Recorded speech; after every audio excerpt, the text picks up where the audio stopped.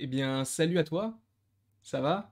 Alors on va regarder le TV spot de Shang-Chi. Je ne pouvais pas le faire avant parce que j'étais sur Paris, donc voilà, je ne pouvais pas. J'ai le droit d'avoir une vie privée, j'ai le droit, tu me laisses tranquille. Donc on est là pour la réaction à Shang-Chi. Sachez que je tourne cette vidéo le 28 juillet 2021, donc on est mercredi, donc le jour où c'est sorti, mais il est 21h58 et étant donné que j'ai déjà sorti des vidéos en rapport avec The Suicide Squad, je me suis dit que ce serait bien de vous sortir ça tranquillement, jeudi matin, voilà. Et je vous propose cette petite réaction. Alors c'est assez particulier dans le sens où on va faire la réaction et l'analyse, parce que là c'est un TV spot et je pense qu'on va faire ça. Je ne sais pas ce que vous en pensez, n'hésitez pas à le mettre en commentaire, mais par rapport donc à des réactions, analyses, tout ça, par rapport au TV spot, c'est ce qu'on va faire ça en une vidéo. Quand ce sera un gros trailer, il y aura la réaction et le TV spot, mais là on va faire les deux en même temps, combinés. J'espère que ça te va bien, et ça te va bien. J'espère que ça te convient plutôt. Et regardez ce petit bonhomme. Attendez, je l'ai mal mis. Voilà. Shang-Chi pour m'accompagner. Pourquoi? Parce qu'on va regarder le trailer de Shang-Chi. Tout simplement, c'est aussi simple que ça. Donc, on se décale un petit peu. On va regarder tout ça. On clique ici. J'espère que le son ne sera pas trop fort. J'espère. Et après, on fera évidemment l'analyse plan par plan. Et bah, c'est parti. Sachant que Shang-Chi, c'est mon credo. D'accord? C'est vraiment le film que j'attends. En tout cas, c'est l'un des films que j'attends le plus, même s'il y a Eternals, il y a No Way Home. Je les attends tous, d'accord? Mais lui, particulièrement parce que j'ai hâte de voir ce que ça va donner. Et je ne pense pas que ce sera un film si classique que ça. C'est parti. Hmm. Ok, déjà il a un physique plutôt stylé, bien sûr. Sachant qu'il va falloir... Oh, ok. Sachant qu'il va falloir que je rectifie certaines choses hein, par rapport à ça. Donc c'est la scène du bus qu'on avait déjà vu dans les deux premiers trailers, mais plus dans le premier.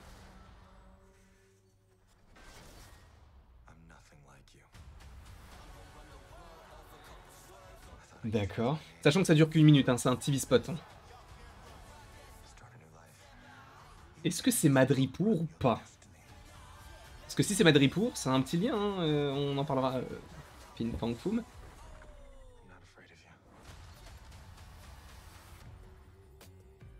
Ok. Dernière petite scène ou pas? Très bien, y a rien du tout. Bah c'est parfait, on va revenir sur ma petite tête. Voilà, bah écoutez, c'est plutôt sympathique ce qu'on nous propose. Attendez, je vais me mettre là, hop là, voilà.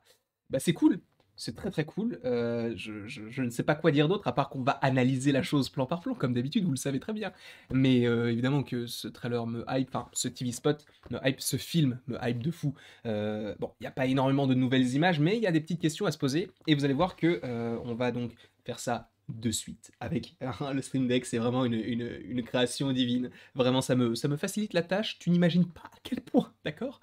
Bref, donc on se retrouve, si on était déjà là pour la petite analyse plan par plan, et où est-ce qu'on est là actuellement? Je pense qu'on est, alors, c'est là, tout est là, enfin là est toute la question, dans le sens où peut-être qu'on a Madripour, peut-être que pas du tout. Attendez, je vais juste vérifier si tout fonctionne comme il faut. Ça fonctionne très bien, on m'entend, c'est parfait. Mais donc, là, sur ce plan-là, c'est vraisemblablement l'arène dans laquelle il va affronter, donc, il me semble que c'est Ling, si je ne dis pas de bêtises, donc qui serait potentiellement sa sœur dans le film, donc la fille de Wenwu. Donc on a ces deux personnages qui vont s'affronter, et c'est supposément là où va également, ou plutôt vont également s'affronter, l'Abomination et Wong. Le combat de titan, tu connais, ça va être plutôt sympathique. Quoi qu'il en soit, donc on a ce petit plan où on sait que c'est la suite, puisque c'est avec l'Abomination, puisque c'était dans le précédent, dans le précédent trailer, où on avait Cathy notamment qui en parlait, et justement on va la voir, Cathy. Déjà, excusez-moi, mais ce physique est plutôt sympathique, il est plutôt stock. Voilà, moi un jour si j'ai ce score là, c'est cool. Ah, je peux te dire c'est cool, c'est très cool. Où est passé ton haut? Donc là, on comprend, même si je sais que c'est peut-être le point négatif du film pour certains, même s'il n'est pas encore sorti, mais c'est peut-être le point négatif avant le film, c'est Cathy. Parce que Cathy, c'est Aquafina. Aquafina, c'est une très grande actrice hein, qui a notamment joué dans... Alors, je crois qu'elle joue dans Crazy Rich Asian, je ne sais pas du tout, je crois que oui, mais je suis pas sûr du tout. Elle joue également, elle double Sisu dans Raya, mais n'importe quoi. Si, c'est ça, Raya et le dernier dragon, elle double Sisu, donc elle double le dragon, tout simplement. Et là, en fait, elle a plus un rôle à chaque fois de comic relief, je sais pas si on peut dire ça comme ça, mais en tout cas c'est le personnage qui va apporter un petit peu sa touche humoristique, le petit truc en plus qu'a Disney pour que ce soit un peu plus familial, un petit peu plus drôle et je peux comprendre que cela ne plaise pas à tout le monde parce que, bah, il y a certains qui veulent avoir du sérieux, mais c'est vrai que quand ça te sort du sérieux, on peut penser par exemple à Thor Ragnarok ou les Gardiens qui de temps en temps en abusent un petit peu. Moi, je ne trouve pas du tout, mais c'est vrai que certains le pensent. Donc peut-être que par rapport à Cathy, ça sera la même chose, malheureusement. Mais moi, ça me va très bien, j'adore cette actrice et j'aime avoir ce petit élément humoristique, ce petit élément comique. Donc à voir. Et évidemment, moi, j'adore ça. Donc là, c'est le moment où il va affronter, comment elle s'appelle? Xialing, donc c'est la suite et visiblement, c'est le même moment puisque, bah, il est torse nu. À mon avis, il est pas torse nu 1000 fois dans le film. Mais en plus de ça, juste ici, je sais pas si vous voyez ma souris, mais juste ici, on a donc des sortes de chaînes et c'est les mêmes chaînes qu'on peut retrouver qui sont, juste là. Donc on sait que ça se passe exactement au même moment, même si le fait qu'il ait pas de vêtements, ça peut, nous aider par rapport à tout ça. D'ailleurs, je vais peut-être baisser le son, comme ça, voilà, on va le mettre vraiment comme ça. Tout ce que je voulais, c'était avoir une vie normale, donc ça, c'était des choses qu'il avait déjà dit dans le premier trailer. Très cool, ça, on avait déjà vu également. Bon, ça, c'était des images qu'on avait déjà vues, donc je vais pas forcément revenir dessus, même si on sait que le mandarin est archi classe. Je sais que ça aussi, ça divise. Il y en a qui estiment que c'est vrai que d'avoir des anneaux qui sont juste des projections d'énergie, c'est un peu dommage, que je peux comprendre, et je suis d'accord, mais attends de voir, je pense que ça peut être incroyable. Je pense et je l'espère, vraiment, parce que si c'est pour nous avoir fait teaser ça pendant plusieurs années, que le film s'appelle La légende des 10 anneaux et qu'au final c'est juste des projections d'énergie, c'est très cool. Mais ça sera un petit peu dommage. Même si c'est vrai que certains des anneaux ont des pouvoirs similaires aux pierres de l'infini, sachant qu'on a fini l'Infinity Saga. Voilà. Pour ceux qui voudraient un petit peu plus de renseignements par rapport donc à ces anneaux, je vous invite évidemment à aller voir la vidéo que j'ai faite sur le sujet où je vous présente tous les anneaux McLuhan. Je ne sais pas si j'y pense, elle sera dans un petit coin. Donc là, voilà, c'est là où je voulais revenir parce que j'ai fait une faute et je l'assume, je le conçois, je suis là également pour ça. C'est que ce personnage-là, donc est la maman de Shang-Chi, on le sait. Sauf que dans les précédentes analyses, je vous ai dit que ce personnage était joué par Michel Yeo, donc qui joue Jiang Li. Sauf que ce sont deux personnages différents. Tu as Jiang Li et tu as également ce personnage de la maman de Shang-Chi, dont je n'ai pas encore le nom, mais visiblement, elle est morte. Enfin, en tout cas, c'est ce qu'on peut supposer par rapport à l'hôtel qui est présent au moment où, vous savez, il y a l'eau qui arrive dans une pièce, etc. C'est très très stylé. Peut-être que c'est même l'antre de Fin Fang Foom, enfin en tout cas du grand protecteur.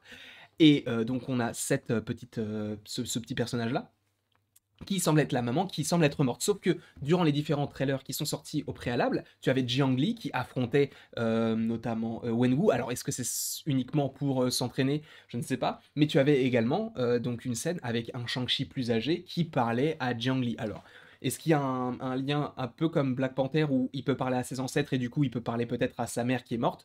Peut-être, mais ça m'étonnerait beaucoup. Mais sachant que ce ne sont pas du tout les mêmes actrices, à mon avis, ils n'auraient pas changé, sachant qu'il n'y a pas une grande différence d'âge, enfin, entre les deux personnages.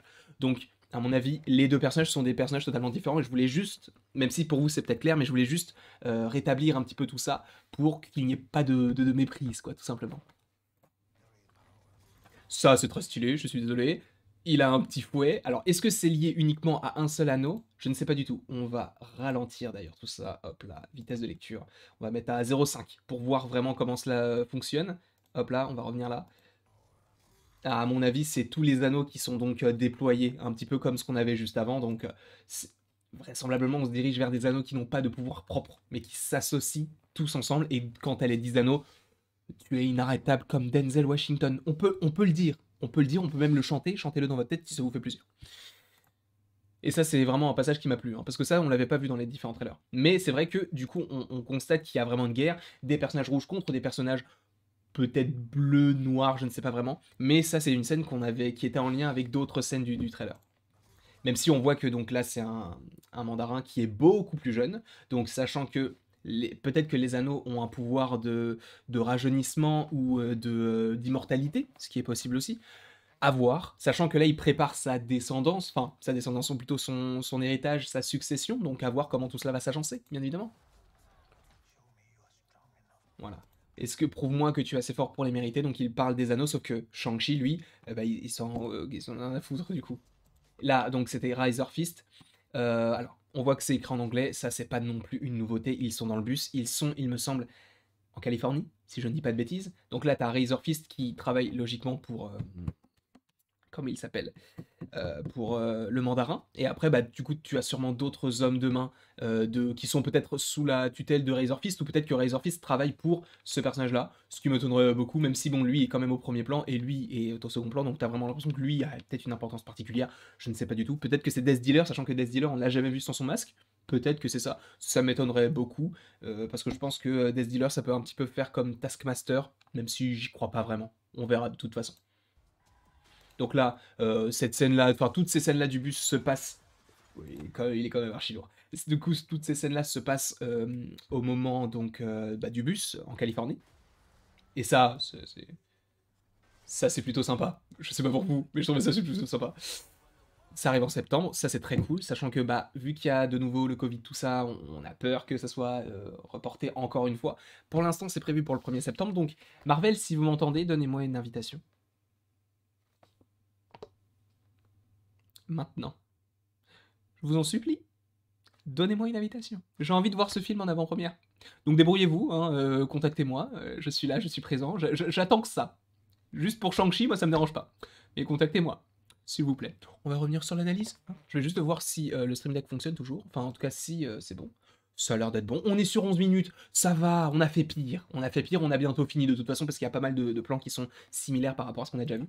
Donc là, c'est quand ils arrivent tous ensemble, donc tous les 4 ou tous les 5, puisqu'on voit donc le personnage de Cathy, derrière il y a Chia-Ling, à gauche il y a Wenwu, au milieu il y a Shang-Chi, et normalement sur la droite, je crois qu'il y a Razor Fist, mais on le voit pas encore. Voilà, il est derrière et il vient d'arriver. Cette ville-là aussi m'intrigue beaucoup. Alors, est-ce que c'est une ville, parce que ça ressemble, enfin c'est très coloré et tout, pas Las Vegas, ça m'étonnerait beaucoup, sauf s'il y a un lac comme ça à Las Vegas, ce qui m'étonnerait fortement.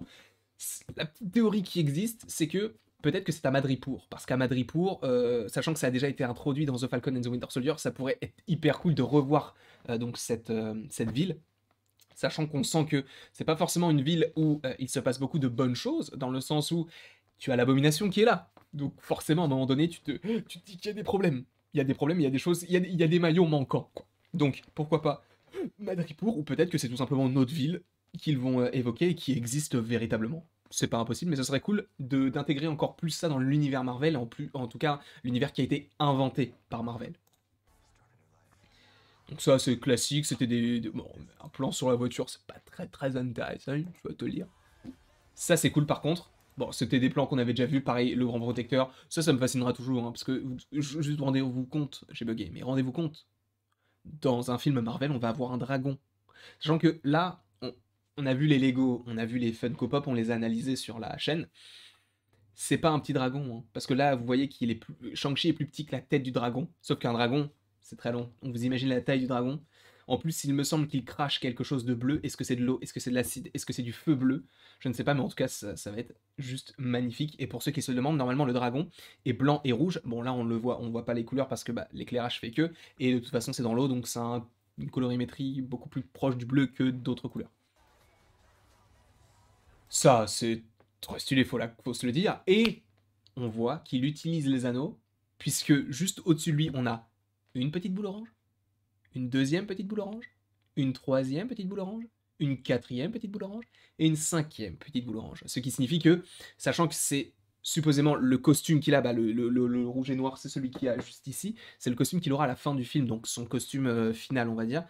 Donc c'est le moment où il affronte Wenwu. Et là, on voit qu'il est protégé par des anneaux, donc est-ce qu'il peut voler? Enfin, ça serait incroyable. Mais bon, bref, ces anneaux ont des pouvoirs, et véritablement, c'est au moment où il les a. Donc il y en a 5, donc lui il en a 5, Wenwu en a 5. Est-ce que c'est uniquement un test de savoir s'il peut les manier, ou est-ce qu'il va vraiment y avoir un affrontement et que Shang-Chi va réussir à voler les anneaux? Parce que ça peut très bien être Wenwu qui va dire, bon, tu veux les mériter? Ok, y a pas de souci. Prends les 5, j'en prends 5, on s'affronte. Celui qui gagne prends les anneaux.